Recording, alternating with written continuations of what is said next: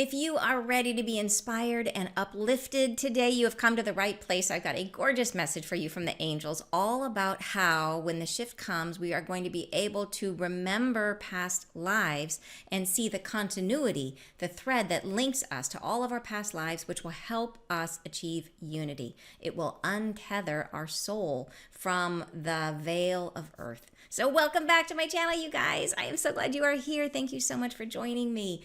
And for those of you who are new, welcome. My name is Ann Tucker. I'm a trance channel. I channel from the angelic realm. I do that by raising my awareness. I go into a deep meditative state. And then from that deep state or trance-like state, I raise my awareness as high as I can go. I go a little higher, I connect, and then messages, information, and healing come through. And I share it here with you guys on YouTube. And this week's message is just absolutely poetic and beautiful. And so just to hear it from that perspective will absolutely lift your energy and lift your feelings today.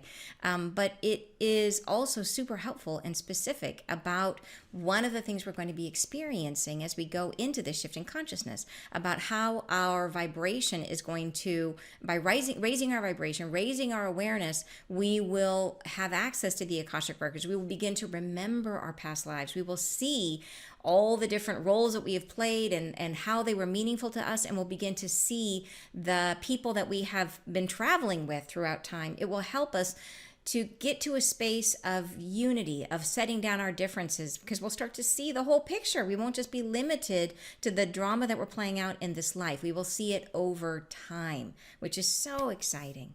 So in order to help make the message easier to process, I've made a little quick summary of it, which I can share with you guys, and then we'll dive into the message. So I'm going to read you the summary, which is kind of like my little cliff notes.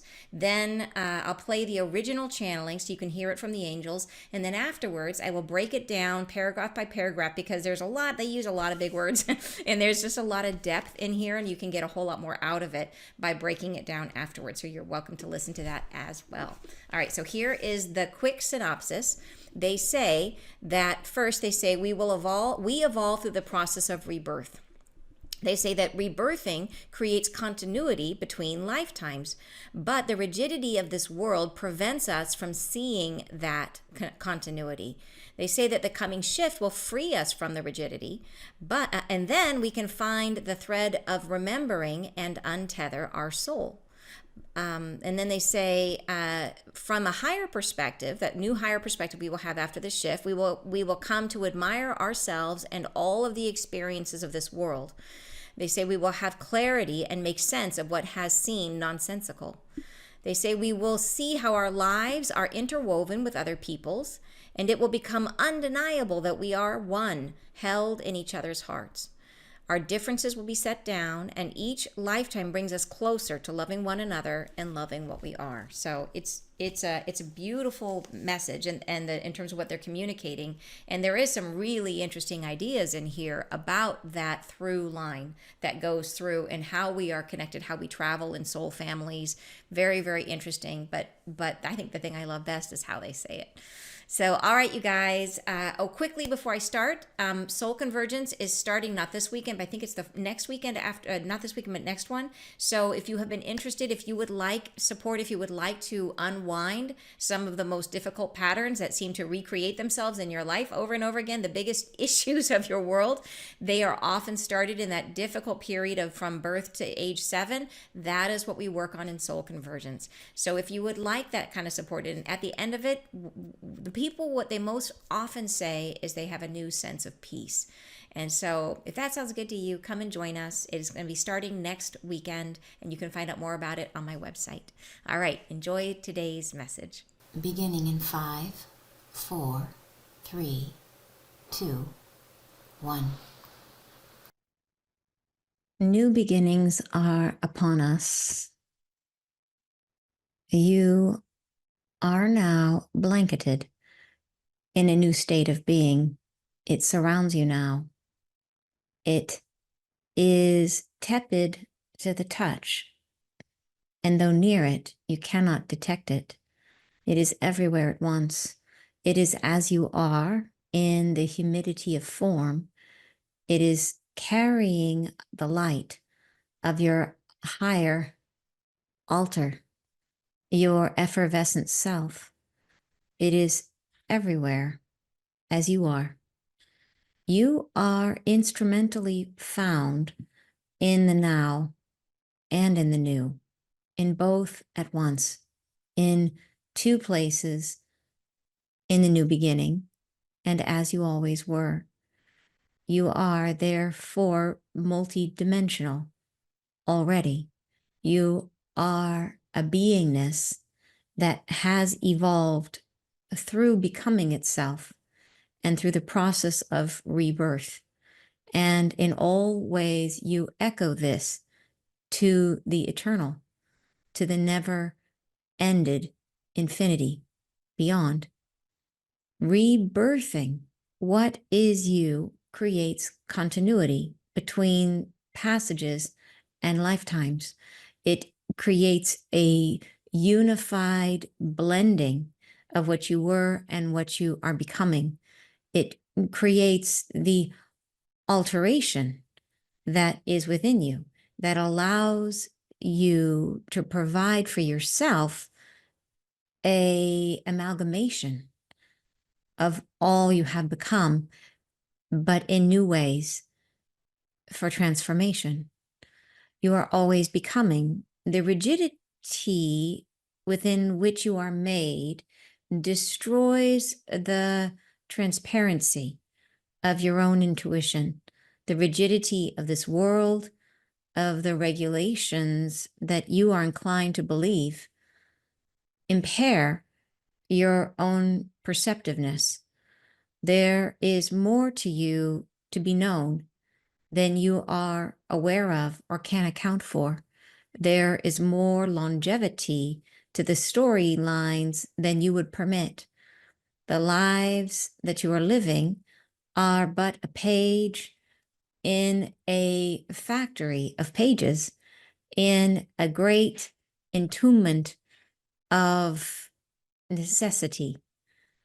You are buried alive in the sense of where you are. You are imprisoned by this statement of your own existence. And within this spherical, rounded, and all encompassing environment, you cannot feel to free yourselves from what is the limitations of your own perception.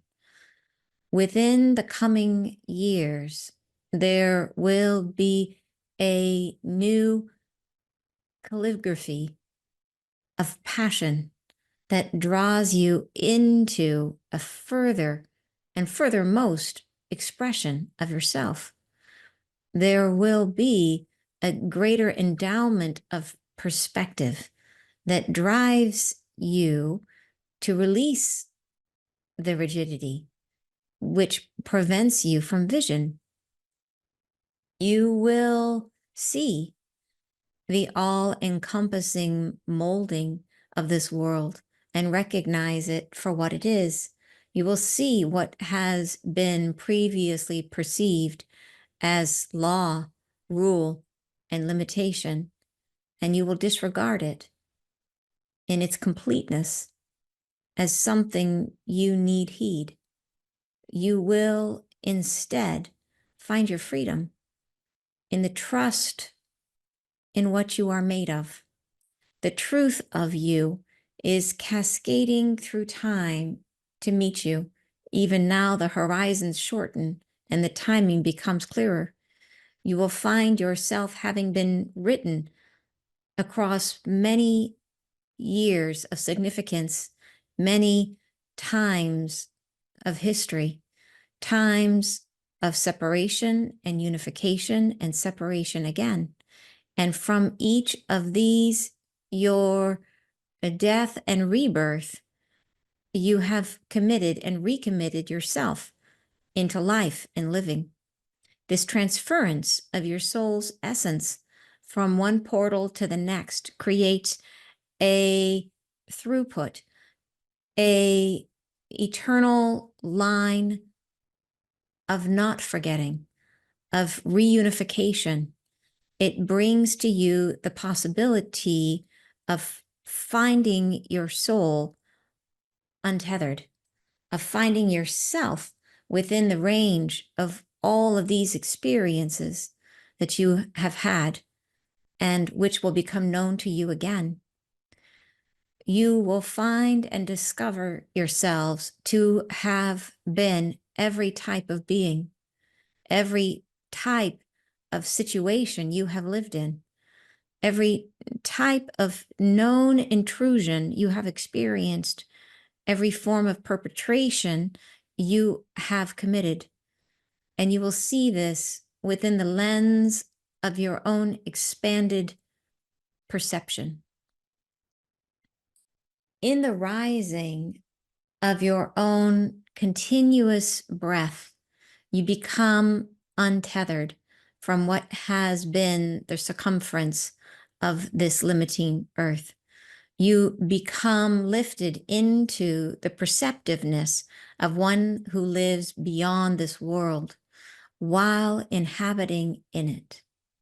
This shall reawaken your depths. It shall draw you into the fold of higher awareness. And from this perceptive state, you shall be once again rebirthed into the world while incarnated, while within the shape you herald as your own. You shall remain within this world, but be different. You shall return closer to your own vindication, to your own heralded strength, to your own opportunity. You shall come to admire your soul and all of its vicissitudes. You shall see your world as one of complexity, God given, one of opportunity, God nurtured. You will see yourself as one who has benefited in a multitude of ways, and you will see the placement of this life and its learnings within the whole of your own experience. You will come to make sense of what has been nonsensical and to feel what has been too distant to recognize. There is clarity within the seasons coming. There is reunion to what is your truth, that you are a being that extends beyond time, that extends beyond this world. And within this world, there are more ways than you can fathom within which you have explored what is truth upon this earth. For your soul, for your expression and expansion, there shall be within this vision the comprehending that shall come of your own interconnectedness with all beings. The interwoven relationships and livings will become patterns you can recognize. Lifetimes lived beside another person become clear.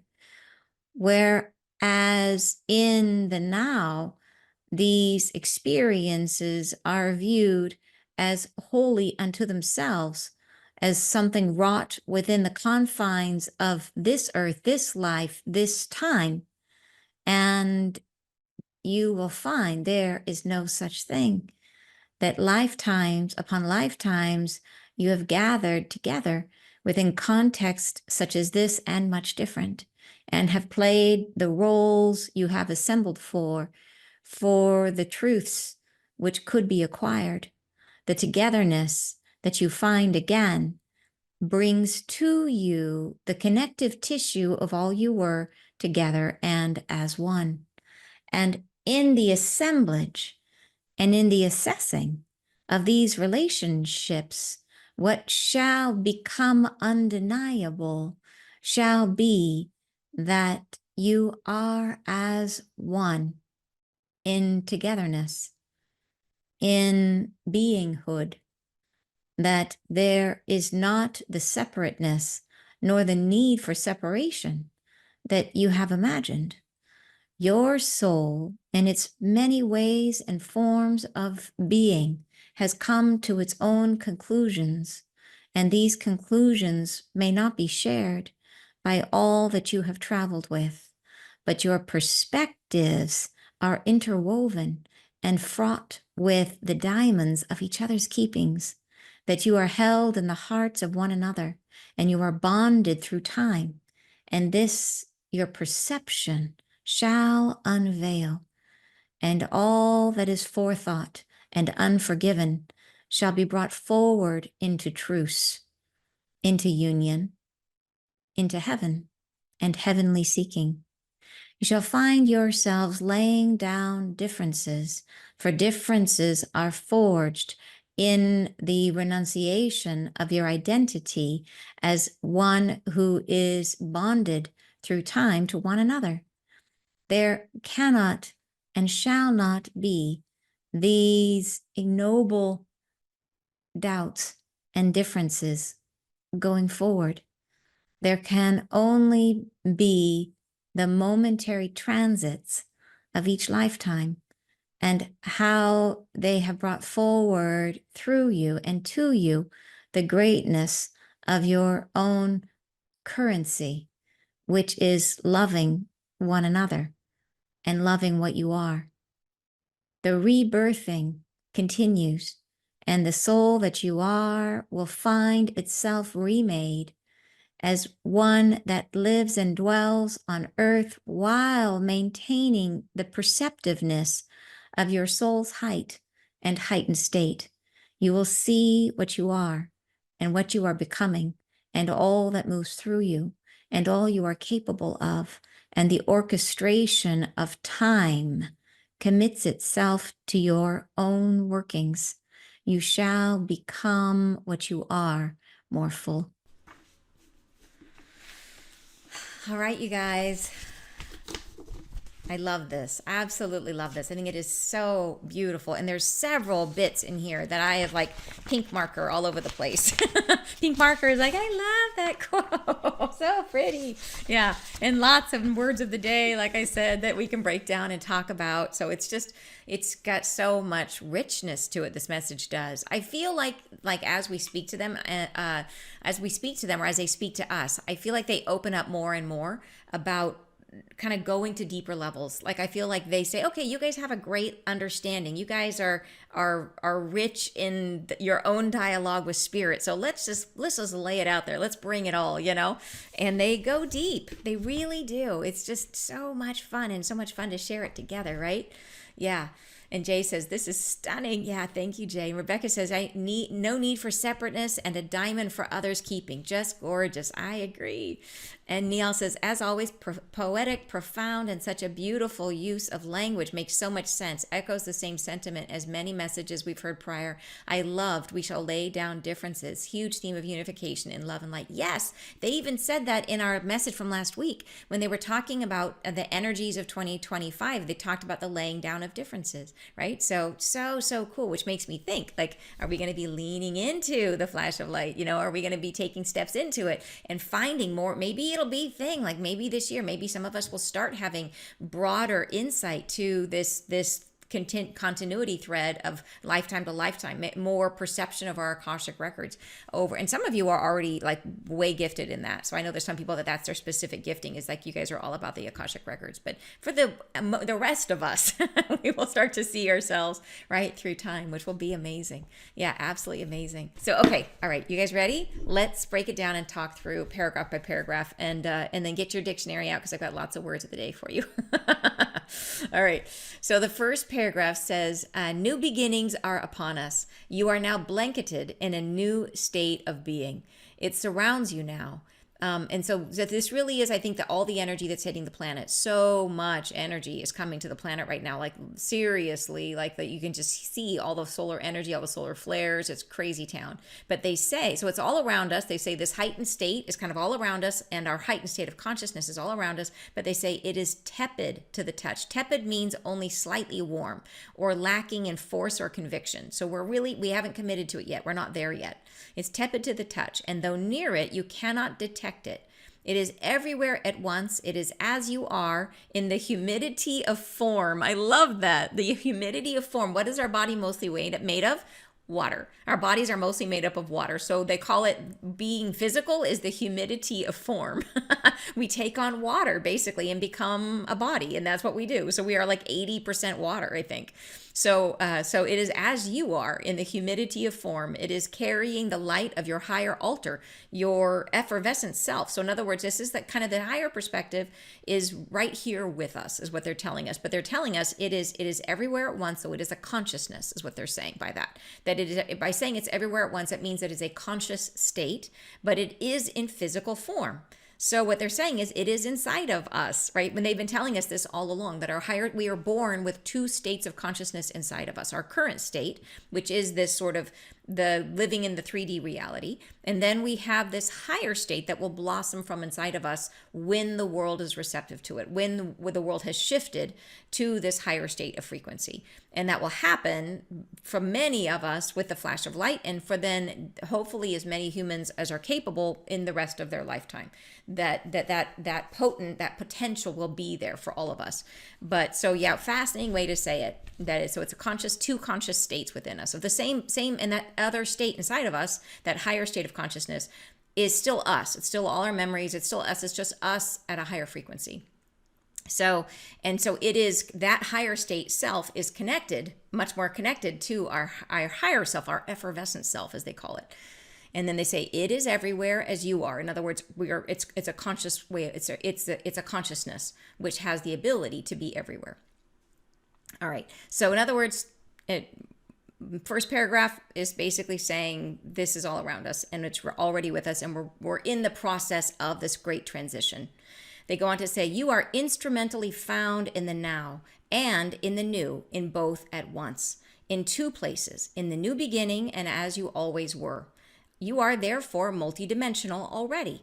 You are a beingness that has evolved through becoming itself and through the process of rebirth. And in all ways, you echo this to the eternal, to the never-ended infinity beyond. So I think the reason why they're saying this is because this message is about the continuity of our experience of living throughout time. It's telling us that we reincarnate over and over and over again, and we're playing out similar stories again and again and again. And they're trying to say that each time is, that we are capable of being in many places at once, that our consciousness is not limited. We're not limited to just this physical body. So for example, we have two states of consciousness inside of us and both are us. So they're trying to make this point that that we are already multidimensional. It's kind of the idea to get us comfortable with this concept that they're trying to share with us today. And they say that the process of rebirth is our process of evolution. So then they say, beginning of next paragraph, I love this. Rebirthing what is you creates continuity between passages and lifetimes. So there's a reason for the death and the rebirth. So it's that there has to be a point of transition. It's like that by leaving behind and then recreating, tearing something down and making it new. What it reminds me of is I remember when writing papers when I was first getting, like as a kid and writing a paper, and it was like back when when I was trying to, I remember writing it and not saving it and losing the file. And this was back when you had to actually physically save it. It didn't have autosave, which tells you how old I am. I was trying to figure out how to say that in a way that didn't fully give away how old I am, but that's how old I am. So anyways, yeah, back when there was no autosave and I was writing a paper and I lost the whole paper. It was like a long paper, lost the whole thing. And I had to start over from scratch. But the thing I noticed is that when I rewrote the paper, it was way better the second time around. So this process of death and rebirth allows us to take the kind of the chaos of a life and to wrap it up a neat little bow, process it, sift through it, figure out what to keep, what to leave behind, and then recreate it again. It's deleting the file and saying, okay, now I take all the knowledge of that and I'm going to start over again. I'm going to repaint the painting and see what I do this time. So it's an important part of the design, this concept, because otherwise they would just let us keep on living. We would be 2,000-year-old creatures. Like, why do we have to die? Because each death gives us the opportunity to reforge what we're going to be. We get to start over with new clay, bringing in everything we've learned. So, or to try it from a new angle, to try it from a new, like we're going to experience it in a new way. So the death and rebirth process is super important to the whole reason that we're here, to the process that we've created for ourselves. It creates continuity between the passages and lifetimes. It creates a unified blending of what you were and what you are becoming. So in other words, these are not totally separate ideas. It's not like we're going to be like, one day I'm going to wear a polka dot skirt and the next day I'm going to wear plaid. It's we're going to take some of those polka dots and put them on the plaid. We're going to create this continuity between the two. So a unified blending, and it creates the alteration that is within you and allows you to provide for yourself an amalgamation of all you have become. Amalgamation means combining or uniting of all you have become, but in new ways for transformation. You are always becoming. So this is the whole point of birth, is that the death. Why do we have to die? It's because we get to wipe the slate clean, process everything, go sort through it, figure out what we want to keep, what we get behind, and then we go in and we start a new life and we bring through the thread of continuity into the next life. Very, very cool description. Okay. So then they go on in next paragraph. This is really fun. The next paragraph, they talk about the earth and what being here. And this is really about the veil. They say the rigidity, which I think of as the veil, the rigidity within which you are made destroys the transparency of your own intuition. So in other words, when we get here, the rigidity of earth, and rigidity, I think it applies to everything. It's the veil of forgetting. It's the rigidity of our culture, our society, our family, all the things that bend and break us when we get here. All the things that cause us to work so hard to belong that we forget who we are as spirit, right? So it destroys the transparency of your own intuition. The rigidity of this world, of the regulations that you are inclined to believe, impair your own perceptiveness.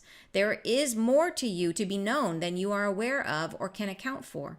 There is more longevity to the storylines than you would permit. So that longevity to the storylines, this is fascinating. This is where they're starting to get into the idea that our storylines, the major dramas of your life, are absolutely not limited to this life. As a matter of fact, the biggest dramas of your life, this is probably only one chapter to a much longer book. So, and I have personally experienced that in crazy ways. I have seen how I am now in this life, I have played out dramas that started in other lifetimes. And I've seen it in my kids' dreams. I've seen it in my dreams. I've seen it in my healings. And I've seen it in, when I've worked with people, I've seen it for them. I've seen it play out over lifetime and lifetime and lifetime.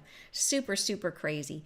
As a matter of fact, one of the cool things is, I remember one time when, well, you guys know Wendy, who is our business manager, CEO of our COO of our angel operations.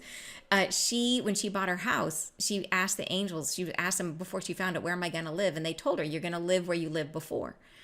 And it turns out, and then went on to explain that she lived there years ago when she had a life as an indigenous person here in the United States. But then it also turned out that the house she bought was one she had rented before, years before. And then she ended up buying it and completely renovating it, which is so awesome. But it was really, really cool to see this continuity, this thread. So this will be her third time living in this same exact place, right? So cool. So, okay. So this is the idea that these stories go on. And they say that there is more longevity to the storylines than you would permit. The lives that you are living are but a page in a factory of pages. I like that they didn't say a page in a book. They said a page in a factory of pages. In other words, that a book has limitation. A book has a beginning and an end. A factory is ongoing. So I think it's no mistake to their choice of words, right? A factory that can just keep on making pages. We can have life after life after life. All right, and then I highlighted this next paragraph. I think is beautiful, and it's not a happy one because it's talking about the veil and about how we get stuck here when we are on earth, but it is beautifully described. They say, in a great entombment of necessity, you are buried alive in the sense of where you are. You are imprisoned by the statement of your own existence, And within this spherical, rounded, and all encompassing environment, you cannot feel to free yourselves from what is the limitation of your own perception. So, wow, wow, wow. So, yeah, necessary. It's a great entombment of necessity. And it has to be, right? This is part of the experience of coming here, but we are buried alive. So that, like, all of our senses are dulled down as if we are buried alive. We can no longer feel our truth, right? And so you are imprisoned by the statement of your own existence. So what I love about this is to say something, to speak ourselves into physical form, the statement of our existence. Once we come into physical form, we forget. And that's, I think, what that's referring to. And that's our imprisonment. And within this spherical, rounded, and all-encompassing environment, you cannot feel. So we lose our intuitive connection. We can't feel anymore psychically, right? To free ourselves from what is the limitations of our perception. Amazing paragraph. They go on to say, within the coming years, there will be a new calligraphy of passion that draws you into a further and furthermost expression of yourself. So again, beautiful choice of words. And you think about expression. If you were going to write your name, and what was the most beautiful way you could write it? You know, usually people say the most beautiful type of script is calligraphy. It's just so artful, and, you know, the sweeping lines and the varying thicknesses. And I mean, it is a form of art. And in many cultures, it is art, you know, like, and it's gorgeous. A calligraphy of passion for yourself, right? That draws you into the further and furthermost expression of yourself. So more artful, more beautiful expression of you in the coming years. There will be a greater endowment of perspective that drives you to release the rigidity, which prevents you from vision. So they're saying it's coming. It's no question it's going to happen. They say you will see the all-encompassing molding of this world and recognize it for what it is. So it's like pulling the blinders off, where we will see things that we once thought that we couldn't do without, and realize all of a sudden that it's not even relevant or important, and it doesn't bind us at all. Things where we'd be, oh, I could never do that, you know? And all of a sudden we'll be like, yeah, of course I can do that. You know, there's nothing stopping me. Like, you might feel like, oh, maybe you are one of those secret ones that gets messages from spirit. And you're like, I could never tell anyone I get these messages. And then all of a sudden the blinders come off and you realize, wow, like, of course I have to tell everyone what I'm getting. You know, of course they're going to love these messages that you are getting. Yeah. So that's the idea, that we will all of a sudden be freed from it. And where is this? You will see the all-encompassing molding. You will recognize it for what it is, and you will see what has been previously perceived as law, rule, and limitation, and you will disregard it in its completeness as something you need heed. Yeah, we'll say, forget that. I'm not doing it anymore. I love that. My astrology for this year, I'm like all about freedom. I'm like, I need to be free. Yeah, that's big for me, so I can really relate to that last line. All right, next paragraph. You will instead find your freedom in the trust in what you are made of. The trust of you is cascading through time to meet you, right? So there's no question that it's going to come, but the trust of you is cascading through time to meet you. It's like, I see that as like, it's just falling forward like a waterfall. It's inevitable. It's, you know, it's moving at you so fast that you can't even get out of the way. There's no way to miss it. And so even now the horizons shorten and the timing becomes clearer. You will find yourself having been written across many years of significance, many times of history, times of separation and unification and separation again. So they're saying with this, as these energies come to us, as we raise our vibration, we will start to have these awarenesses of our past and of who we were in the past.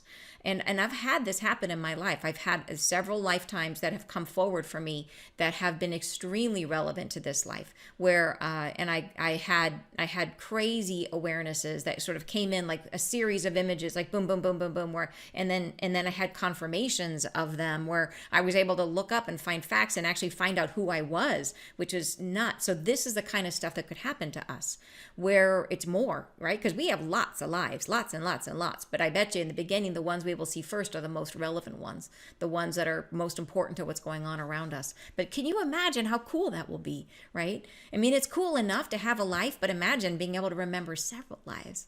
Yeah. And from each of these, your death and rebirth, You have committed and recommitted yourself into life and living. So great choice of words, committed. And that's what really brings that thread, that essence, is when we commit ourselves into the body, right? This transference of your soul's essence from one portal to the next, the portal is birth, right? From one portal to the next creates a throughput, an eternal line of not forgetting, right? The commitment, that essence that moves from one to the next, an eternal line of not forgetting, of reunification. It brings to you the possibility of finding your soul untethered. So to be untethered is to be not confined or restricted, or to be unbound. So what they're saying here is that we've been living on earth all this time. Earth has the veil. We get here for a bunch of different reasons. We forget. We are constricted and we are bound and tethered to the reality as we know it, and we can no longer feel our connection to who we really are and all the experiences that have led us here. But when we have this raise in vibration, this shift in consciousness, we start to open, we start to begin to feel again. And they're saying that we will be able to find the thread, to pull the thread, an eternal line of not forgetting. That eternal thread is that commitment, our soul's essence thread. So we are still our soul's essence. We can follow that soul's essence like a thread back through time and reconnect back to all of those past lives we've lived before, and the commitment that we made in each time. So no one forced us. If someone had forced us, that line might not be there, but it was our own choice to come again and again. It was our own commitment to come again and again that created that through line, which we can now follow backwards and reconnect to all of it. Yeah. An eternal line of not forgetting, of reunification. It brings to you the possibility of finding your soul untethered. In other words, unlocked from the rigidity of earth. In finding yourself within the range of all these experiences that you have had and which will become known to you again. You will find and discover yourselves to have been every type of being, every type of situation you have lived in, every type of known intrusion you have experienced, every form of perpetration you have committed. And you will see this within the lens of your own expanded perception. And I like that they say this up at the top, or in this paragraph, they say like, hey, we've done all the things. We've done the good things and we've done the bad things. And then later down they say, and we will love ourselves anyways. So like we will see, like there may be some lives that you're like, ooh, maybe I wasn't so good that time. I made some bad choices, right? But we will love ourselves anyways. And so here's how they say it. They go on in the next paragraph. And I highlighted this next paragraph because I think this is really beautiful. In the rising of your own continuous breath, you become untethered from what has been the circumference of this limiting earth. You become lifted into the perceptiveness of one who lives beyond this world while inhabiting it. This shall reawaken your depths. It shall draw you into the fold of higher awareness. And from this perceptive state, you shall once again rebirth into the world while incarnated, while within the shape you herald as your own. So I thought this was an important paragraph because it's saying that it's once again this process of this change in consciousness, the shift in consciousness is yet again a rebirth. And they've told us that rebirth is how we evolve. So in terms of evolution, it makes sense that we're going to rebirth ourselves. And that rebirth is that second soul, that second aspect of us. It's not a second soul, it's our soul, but a second aspect that will be born from inside of us. And so, so anyways, but it'll still be here within the same physical body. We're not losing our physical body. We'll still look the same, sound the same memories, but it's like us at a much higher frequency. They go on to say, you shall remain within this world, but be different. You shall return closer to your own vindication. So vindication means, angel word of the day, it means justification against censure. Defended against judgment. So think about how perfect that word is. So you shall return closer to your own vindication. So this is about, so if we're being defended against judgment, whose judgment? It is our judgment. It's our judgment of ourselves. When we are after we live a life, we might look at that life and say, whoa, boy, I wasn't very nice in that moment, or wow, I wish I had done that differently. And in those moments, we judge ourselves and create karma. That's all karma is. It's our judgment against ourselves. There's no external person who judges us. It's only us. So, but through this process of connecting to all of our past lives and accessing our higher perspective, we return closer to our own vindication, to freeing ourselves from that judgment. So this is another way of repeating what they've told us many times, is that when the shift in consciousness comes, we will lay down our karma. Super cool to see it expressed in this new way. Yeah, through our own vindication. They go on to say, to your own heralded strength, to your own opportunity, you shall come to admire your soul and all of its vicissitudes. So another word of the day, this is like paragraph full of them. Vicissitudes are the alternating and contrasting change, sometimes unwelcome. So a perfect word to describe this is how we will look back on our lives. We'll say that the alternating, in other words, this time I'm the good guy, this time I'm the bad guy, this time I'm the hero, this time I'm the villain, or whatever, right? That it's the alternating. This time we do it this way or this way. We change every time, each life. And some of those are unwelcome, and some of those were like, oh, I wish I did it differently. So, and they contrast, they show us different things. So we will come to admire our soul in all of its vicissitudes. So they're saying this importantly, referring back to that other paragraph when they said, yeah, sometimes we were the bad guy, and we will come to admire ourselves even then. We will come to see what we learned in that lifetime. We will come to see the change that we made, how we transformed others. Sometimes you are your most transformative when you are incarnated as the bad guy because of how you create change in others. So think about for yourself, like your biggest strengths come from the ways that your parents wounded you. Like the things that are the best about you come from the ways that you have compensated from childhood wounding.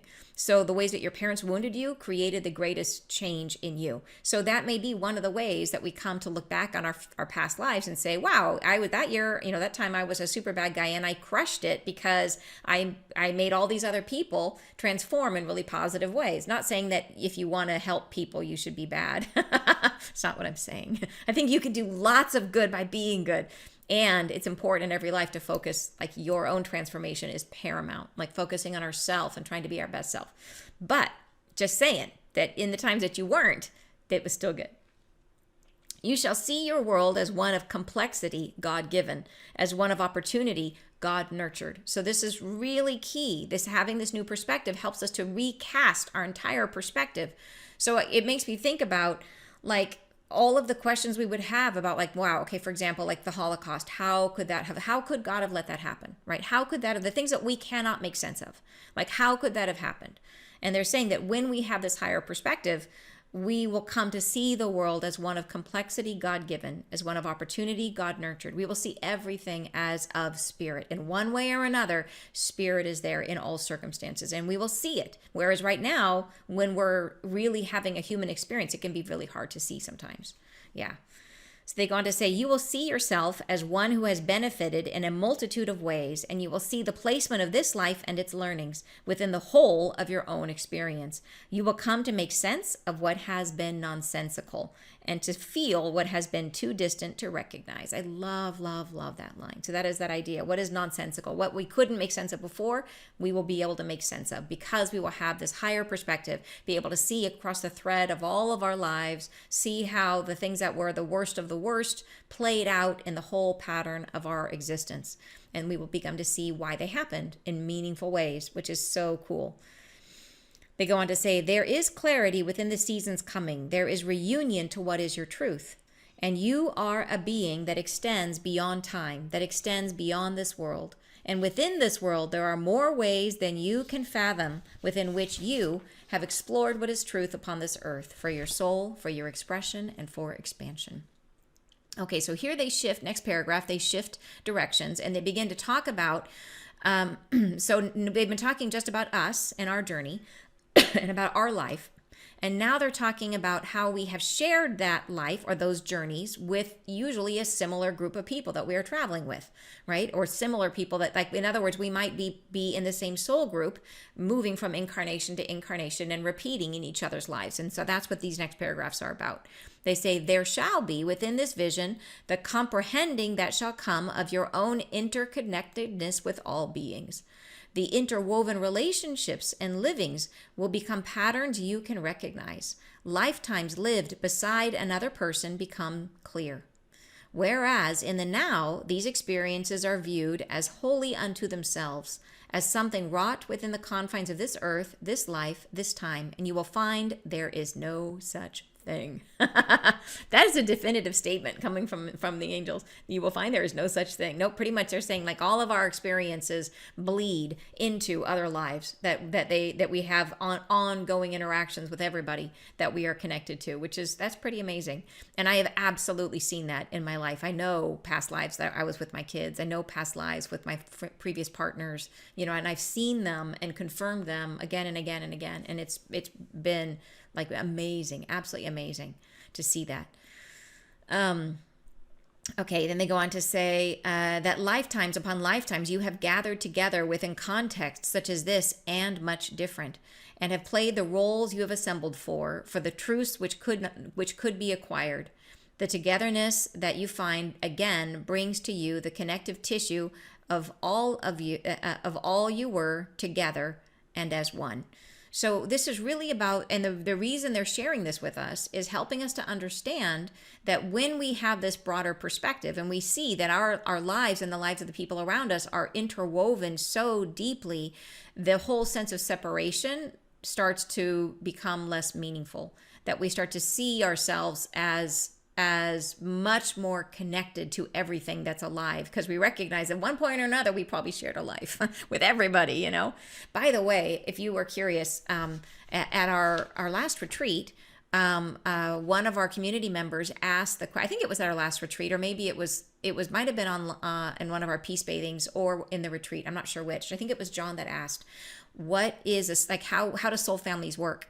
And the angels answered that soul families are when two souls come together, and they say it takes two, and then they basically create a family between them of multiple souls that then play out and interact. So like a soul family it's almost like there's a mother and father, or two parents, right? And then each of them creates many different souls that then are interwoven and play out until those storylines are done.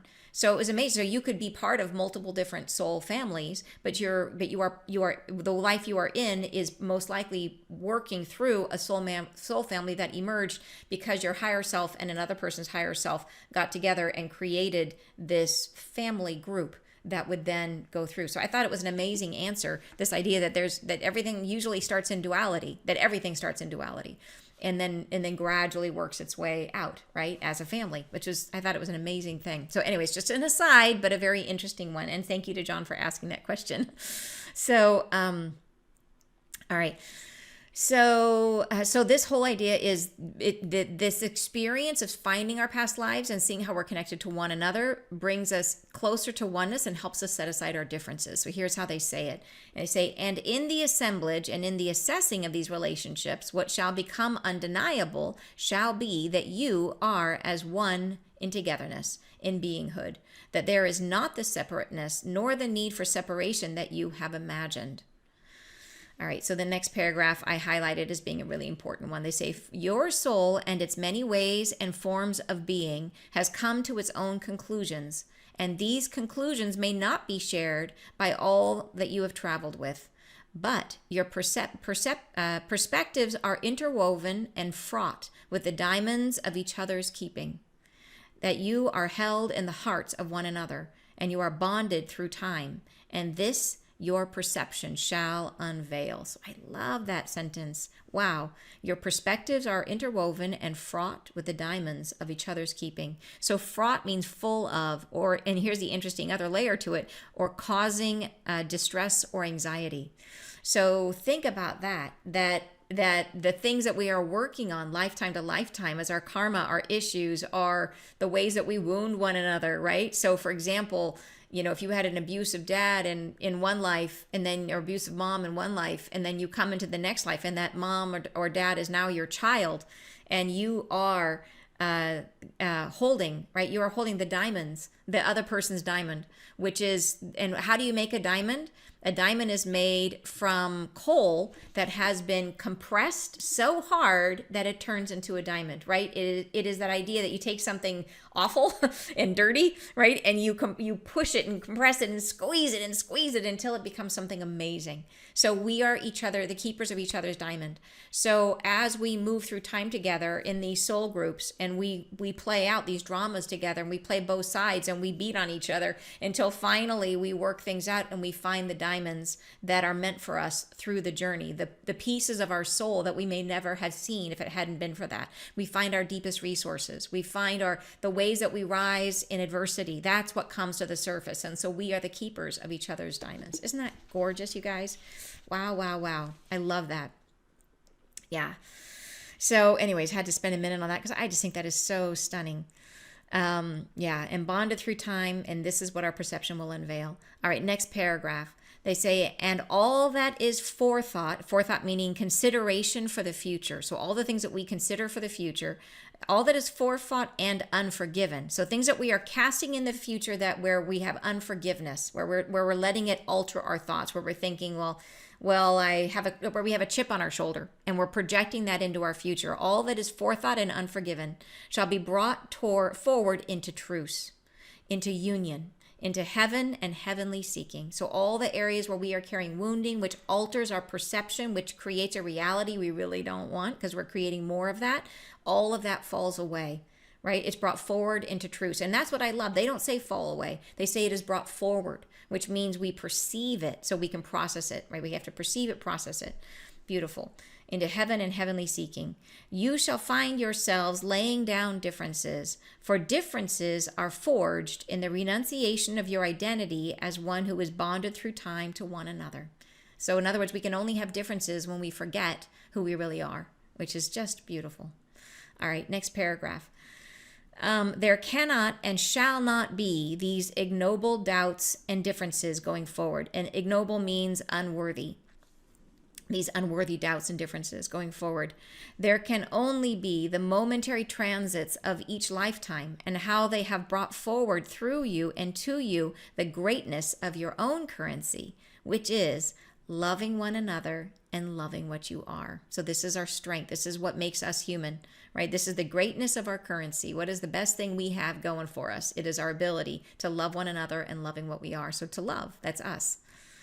All right, next paragraph. The rebirthing continues, and the soul that you are will find itself remade as one that lives and dwells on earth while maintaining the perceptiveness of your soul's height and heightened state. And you will see what you are and what you are becoming, and all that moves through you and all that you are capable of. And the orchestration of time commits itself to your own workings. You shall become what you are more full. So just stunning. And this, again, the orchestration of time is that idea that the whole like time allows us this process of birthing and deathing so that we can grow in this way, so that it's not just one long story. We get to recreate the story over and over again and recast it so that we grow like infinitely faster. So it's sort of like me with my paper that, the first time I wrote the paper, it was just all right. And I could have just kept on writing it and editing it and editing it and trying to edit it. But editing it would have never been as good as it was if I just flushed it down the toilet and rewrote it. And it was like leap years ahead, right? I could have spent hours editing the thing. But just because I flushed it and had to start fresh, massive leap in how good the paper was. And I think that's what it is. That's what birth and death does for us. It's amazing to think about, you guys. So I'm reading ahead. Here's what you guys were saying. Very interesting. You are imprisoned by your own existence. Yeah, the wording in this one is just stunning, you guys. And he says, sounds like we're going to be radical. We're going to be radical, spiritual, and free. Laws, rules, and regulations, but we no longer heed. Yep, I absolutely agree. Yeah, and coming down, wow, so beautiful, elegant. I absolutely agree. Beautiful, it feels so much of this in action already. Awesome, Leslie. And Dawn says, wow, let's go. I'm so ready for this. Great. And then, wait, I just lost my place. Where is it? Diamonds, prisms. Oh, I love that as an idea. The idea that the diamonds are, because they're prismatic, that they have so many facets, which is like so many lives. That's so cool. Oh, so cool. And then let me go up here. Separation has been a key to our learning in the polarizing paradigm. Our new paradigm of unity allows us to let go of the value I put on this separation. Yes, totally agree. And then Jeannie says, I do not have a human soul nor many lifetimes in physical body. It makes things harder for me. Yes, and you are not alone in that, Jeannie. I know there's many people that probably can relate to that are maybe visitors or volunteers in this life coming here, and they might not be totally at ease in the human existence. So sending you some love. And it's all for the best, right? You're growing for sure. And then here we are. What is this? Leslie says, I know I'm not supposed to wish for our transformation now just because the difficulty I'm in now will, but I wish I could transform now to get out of the difficulty I'm in. Isn't that a thing? Like, it's very hard. It's very tempting to say, I want this transformation for escapism, right? To get rid of or to kind of get out of the challenges that we have. And I mean, we cannot help it. It will at some point interrupt our world, right? And it will change our world, and it will take away some of the challenges we have. But you're right that we don't want to think about it like that. We want to think about it from the positive, not escape. We want to move it. We don't want to be moving away from something. We want, because then we create more of it. If we're trying to move away from something, we create more of that thing. We want to be moving toward the positive feelings and saying, okay, where I accept where I am, and I'm moving toward where I want to be. Yeah. So that we don't accidentally drag that with us. We don't want to bring the stuff we don't want by resisting it. Yeah, yes, I'm glad you shared that. Thank you so much. It's always good to revisit that thought, isn't it? And then beautiful reading. Thank you so much, Karen. And says this is such a lovely and refreshing perspective to perceive my life from. Absolutely beautiful. Thank you so much. And Sherry says, I'm so grateful for this community. Listen, thank you very much, Sherry. Yeah, beautiful, beautiful message today, you guys. And let me just refresh this to make sure I didn't miss it. Here, yeah, because the thing is, for some reason, the comments are being weird today. But there we are. Rodney says, I keep losing connection. Guess I'll wait for the YouTube. Oh, sorry about that, Rodney. But yeah, we'll have it up on YouTube for you. And Lisa says, I just want to be equipped to do my best to help me help others. Yes, I second that. I think we all feel that, right? That's a lot of what drives us, is that desire. Yes, to grow personally, and then also to be of service. It's so true.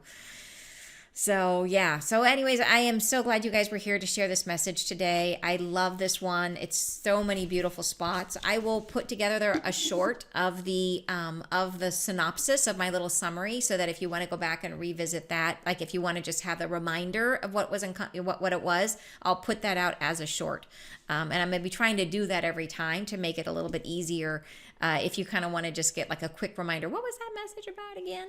So that's my plan. So hopefully that is working for you guys. Yeah. So, all right, you guys. And don't forget Soul Convergence coming up. If you want to join, go ahead and sign up. The link, guys, it's on the website, my website, anntucker.com. Sending you guys so much love. I hope you have a wonderful rest of your weekend. And I'll see you next Friday live, you guys.